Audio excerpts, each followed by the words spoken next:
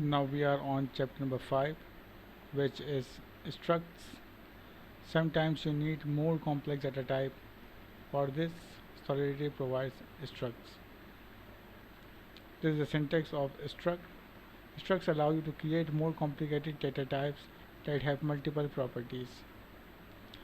Now that we just introduced new type string are used to arbitrary length UTF-8 data. Example, string greeting is equal to hello world. So here it is.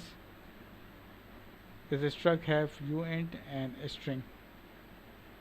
So put it to the test. In our app we are going to want to create some zombies, and zombies will have multiple operations, so that is a perfect use case of struct. So let's see, create a struct zombie. Let's create a struct zombie. Okay, and our zombie struct will have two properties: name, which should be a string, and the other one is uint DNA.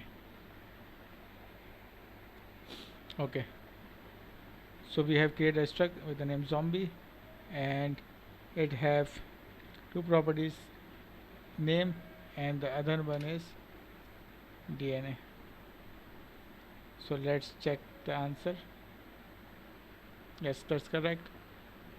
So we have completed chapter 4, in which we have seen the structs syntax. Now let's move on to chapter 5.